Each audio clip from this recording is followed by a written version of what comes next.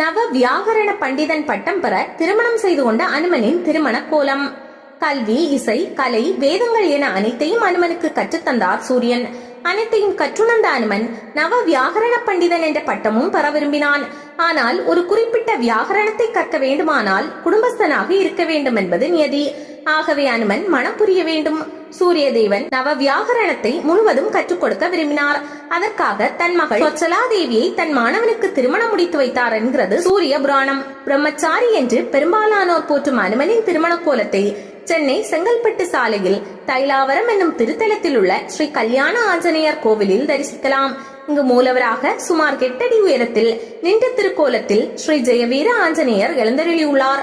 இதே கோவிலில் தனி சன்னதியில் உற்சவராக சொச்சலா தேவியுடன் பத்மபீடத்தில் தரிசனம் தருகிறார் ஸ்ரீ கல்யாண ஆஞ்சநேயர்.